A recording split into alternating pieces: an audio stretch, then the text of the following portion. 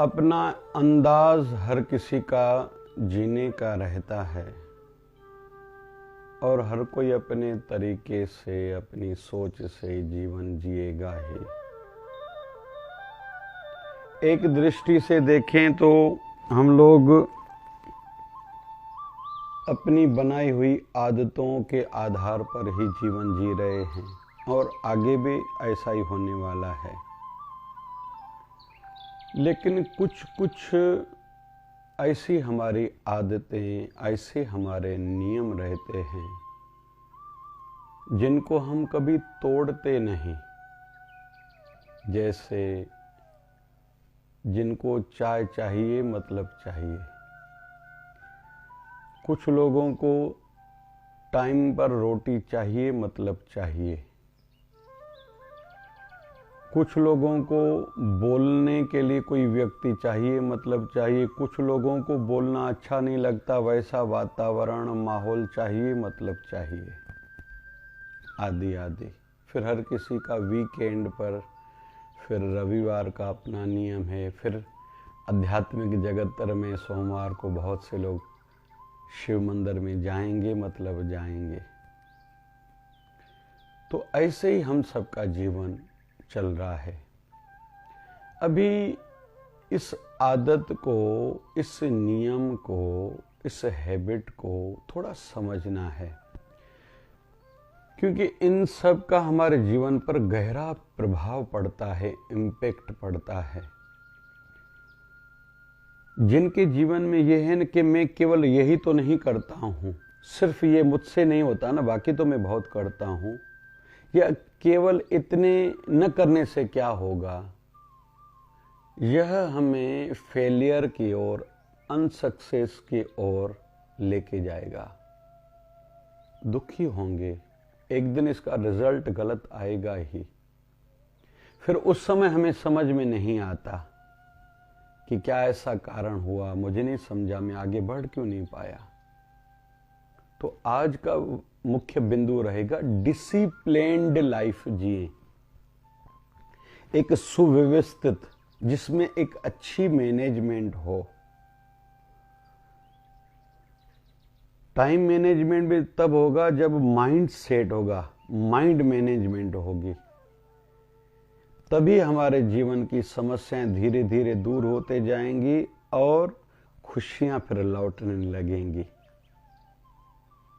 और कुछ कुछ फिर हमारे जीवन में सोच में बिठाना ही है कि सर्दी गर्मी दोनों होती हैं। सर्दी फिर गर्मी चली, फिर गर्मी खत्म होगी, फिर सर्दी। ऐसे सुख फिर दुख, हानि लाभ, यश अपयश। कभी ज़्यादा मेहनत से रिजल्ट कम आएगा, कभी कम मेहनत से रिजल्ट ज़्यादा भी आएगा, कभी जितनी मेहनत करी उतना रिजल्ट आएगा। कुछ कर्म का, काम का रिजल्ट अभी आएगा, कुछ का फिर एक दिन के बाद। जैसे हमारे जेब में पैसे पड़े हैं तो ये कल की हुई कमाई का परिणाम है, रिजल्ट है। आज जो करेंगे वो कल मिलेगा। किसी को पेमेंट फिर एक महीने के बाद मिलती है। फिर इंक्रीमेंट, साल भर मेहनत जिसने खूब करी, तनख्वाह में, पेमेंट में इंक्रीमेंट, उसकी बढ़ोतरी होती है एक साल के बाद, किसके 2 साल के बाद। ऐसे ही कोई बैंक में पैसे जमा करा रहा है तो धीरे धीरे कोई म्यूचुअल फंड में जमा कराता है, उसका रिजल्ट कोई आज दिखाई नहीं देता। कोई इन्वेस्ट करता है प्रॉपर्टी में, 5 साल के बाद रिजल्ट मिलेगा, उसका रेट बढ़ेगा। ये व्यवहार जगत में। आध्यात्मिकता में अभी ध्यान में बैठेंगे मन नहीं लगेगा, धीरे धीरे मन लगता है। और फिर जब हम लोग उसको निरंतरता को बनाए रखते हैं, एक समय ऐसा भी आता है कि हम ध्यान करते नहीं, लेकिन ध्यान हमसे होता जाता है। आध्यात्मिक जगत में एक शब्द बहुत प्रचलित है जिसको कहा जाता है अजपा जाप। आप जप करो नहीं, आपके अंदर में जप होता रहे। जप के लिए आप प्रयास नहीं करो, आपसे वो भजन सिमरन होता जाए। आध्यात्मिक जगत में इसका विशेष स्थान है, अजपा जाप। और हमारे मन को आदत है, किसी को सवेर उठते ही चाय पहले चाहिए तो चाय की याद आ जाएगी, किसी को बोलने की, बताने की, याद दिलाने की जरूरत नहीं है। रात को सोते समय किसी की दूध पीने की आदत है तो याद आ जाती है। दोपहर को दूध याद नहीं आएगा, रात को ही आएगा। दोपहर को भी यही याद आएगा कि मैं रात को सोने से पहले दूध के बगैर नहीं सोता, और गैया का ही मुझे दूध लगता है, मुझे पैकेट का नहीं चलता। तो हमारे अंदर में ये रिपीटेशन की एक आदत है। तो आज की सुपर हैबिट हम लोग सीख रहे हैं, डिसिप्लिन्ड में जिए। खुद का एक नियम बनाया, मैं जो बोलूंगा वो करूंगा ही। इसमें हमारा वैल्यू भी बढ़ेगा, रेवेन्यू भी बढ़ेगा, फल भी बढ़ेगा, इज्जत भी बढ़ेगी, और लोगों का हम पर ट्रस्ट, विश्वास बढ़ेगा। हमसे व्यवहार जगत में वो व्यवहार करेंगे, व्यापार करेंगे, रिश्ते के जगत में रिश्ता जोड़ेंगे, बनाए रखेंगे, बढ़ाएंगे, सीक्रेट्स हमसे शेयर करेंगे। फिर ग्राहक का या क्लाइंट का या पेशेंट का, अब पेशेंट का डॉक्टर के ऊपर, क्लाइंट का वकील, जज आदि जो भी सीए आदि उन पर, फिर ग्राहक का दुकानदार पर एक ट्रस्ट बन गया। किसी ग्राहक कोई किसी भी कंपनी का है, विश्वास बन गया तो वो विश्वास बना रहता है, फिर बढ़ता रहता है। इंसान की आदत है, वो दूसरों को बताता है। और याद रखें, हमने बाल ऊपर फेंकी तो नियम क्या है, जितनी पावर से फेंकी, जहां तक बाल गया, पावर जहां खत्म हुआ, फिर बाल वहां रुकता नहीं, गिरता है। इंसान का भी जीवन ऐसे है, उन्नति करता जाता है, करता जाता है। जिस दिन उन्नति की ओर उसने ध्यान नहीं करा, वो गिरना शुरू हो जाता है, भले उसको समझ में आ जाए या कल आए। बस ये बहुत महत्वपूर्ण चीज है, ध्यान देने योग्य है। तो डिसिप्लिन्ड में जितना चलेंगे, जरूर नहीं रिजल्ट आज दिखाई दे, समय पर देगा ही। सवेरे उठते ही मेरा नियम है स्नान करना। स्नान किया तो कुछ खाना पीना नहीं, पहले पूजा करना। पूजा में भी ठाकुर जी को भोग, जो हमने अगरबत्ती जलाई, दीप जलाया, कपूर की आरती करी, गुरुदेव की आरती करी, चंदन का टीका लगाया, फिर ठाकुर जी को स्नान कराना आदि बहुतों का नियम रहता है, अपने गुरुदेव को स्नान कराना। फिर वैसे तो बहुत लोग रात को सुलाते हैं तो सवेरे उठाते हैं, पूरे दिन भर की फिर चाय का भोग, उससे पहले जल का भोग, फिर कुछ बिस्किट आदि नाश्ते का भोग, जो जो जहाँ का जैसा नियम है। सूर्य नारायण को जल चढ़ाए बगैर में कुछ खाऊंगा पीऊंगा नहीं, तुलसी माता को जल चढ़ाऊंगा ही, पंछियों को दाना डालूंगा ही, पानी बहुत लोग करते हैं और करना चाहिए। माताएं जो चाहती है हमारा भंडारा सदैव भरा रहे, घर में अन्न धन की कभी कमी ना आए, तो सवेरे उठते ही थोड़ा आटा गोंदा हुआ, उसमें थोड़ा अंदर गुड़ डाल के, थोड़ा घी लगा के अग्नि में डालने से यज्ञ करने का फल मिलता है। अग्निदेव को भोग लगाया। फिर सवेरे की पहली रोटी कौए को, तो पितृ दोष नहीं लगेगा, पितृ शांत रहेंगे। दोपहर की पहली रोटी गैया को, तो घर के कलह दूर होंगे। 33 करोड़ देवताओं को भोग लगाने का फल मिलेगा। रात को गृहस्थी हैं, हमें ऋण है, तो कुत्ते को रोटी खिलाने से गृहस्थ धर्म के ऋण से हमें थोड़ी मुक्ति मिलती है, कर्जे उतरते हैं, शत्रु कम होते हैं, तरक्की स्पीड से होती है। तो कुछ लोग ही जो नियम बनाए, जो घर के बड़े बुजुर्ग होते थे वैसा ही करते थे, और इसलिए ही बड़े बुजुर्गों की अंतिम जिंदगी के सालों तक आंखों की ज्योति ठीक रहती थी, शरीर रुष्ट पुष्ट रहता था, घुटनों की तकलीफ नहीं थी। आजकल छोटी आयु वालों को ज्यादा तकलीफ, क्यों? वो अपने डिसिप्लिन्ड जीवन जीते थे। सेना में भी क्यों उनके सहारे बॉर्डर छोड़ी जाती है? क्योंकि वो डिसिप्लिन्ड रहते हैं। हम लोग राजनीतिक क्षेत्र में देखते हैं, जिनकी डिसिप्लिन्ड लाइफ है उनकी आयु गुजरने के साथ इज्जत बढ़ती है, भली दल किससे भी हो, पार्टी किसी से भी हो। फिर यहाँ तक भी देखा गया है, जब उनकी रिटायरमेंट की लाइफ आती है, या भगवान न करे उनके घर में कोई घटना घटी या खुद गुजर गए, तो सभी दलों के लोग आते हैं। ये डिसिप्लिन्ड लाइफ का ही परिणाम है, रिजल्ट है। ऐसे व्यवहार जगत में भी बहुत सी कंपनियों पर लोगों का बस विश्वास ही है जैसे जापान ने अपना विश्वास बनाया ही है। जापानी कोई भी चीज़ लेंगे मतलब ड्यूरेबिलिटी उसकी है, भली थोड़ी महंगी होगी, टीवी सोनी की लेनी है, आदि आदि जो भी चीज़ें लेते हैं लोग। ऐसे कुछ कंपनियों ने, मोबाइल कंपनी ने विश्वास जीता है भाई। वीवो पर कोई प्रश्न चिन्ह नहीं है, एप्पल पर जो भी लोग करते हैं, फिर बहुत लोग सैमसंग की यूज़ करते हैं, जो भी इन लोगों ने विश्वास जीता है। मतलब जो चीज़ देते हैं, पैसे लेते हैं तो वैसी चीज़ देते हैं। ऐसे कंप्यूटर जगत में देखते हैं हमारे पतंजलि रामदेव बाबा ने विश्वास जीता है। तो ये डिसिप्लिन्ड के कारण होता है। हमारे शिवधारा मिशन फाउंडेशन की बाहर छवि क्या है? शिवधारा मतलब लगभग निःशुल्क सेवा।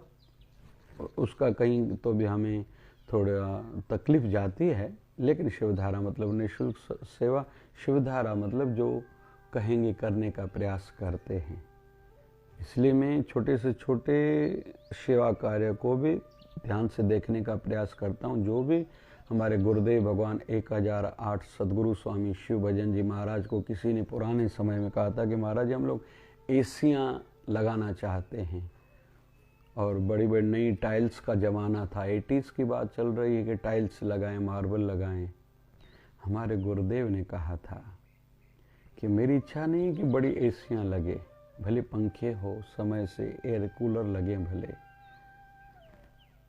या बड़ी बड़ी टाइल्स लगे, ऐसा नहीं। जो भी हमारे आश्रम में आए उसको कोई स्वागत सत्कार करने वाला हो, बात करने वाला हो, तो किसी को लगे मैं अपने ही घर में आया हूँ। फिर उसको जलपान भले एक बिस्किट एक पापड़ से ही उसका कराया जाए। रोटी का समय हो, भंडारे का समय हो, भली दाल रोटी ही भली उसको दी जाए, ज़्यादा ना बे हो व्यंजन पदार्थ। फिर वो रहे रात को तो एक चादर एक तकिया कम से कम उसको दिया जाए, रुत अनुसार फिर व्यवस्था हो। फिर रात को उसको दूध दिया जाए, उसके लिए फ्रेश होने की व्यवस्था हो। जो भी फिर जाए संतुष्ट और खुश होके जाए, क्योंकि वो नारायण का ही रूप है। हमारे गुरुदेव कहते थे बड़ा आश्रम भले न हो, लेकिन जो आए राजी होके जाए, क्योंकि वो नारायण ही तो है। तो डिसिप्लिन्ड हर क्षेत्र में, आध्यात्मिकता में भी डिसिप्लिन्ड जीवन हो, व्यवहार जगत में भी डिसिप्लिन्ड स्वभाव में हो।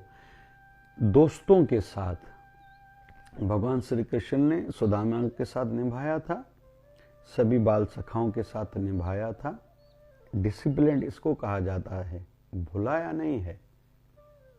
बहुत से लोगों को ऐसे लगता है जैसे भले हम लोग थोड़ा पीछे जाते हैं। आज़ादी जब भारत की हुई थी अंग्रेज़ों से, तो उस समय बहुत से लोगों को पद नहीं भी मिला था, लेकिन उन्होंने फिर भी काम किया था।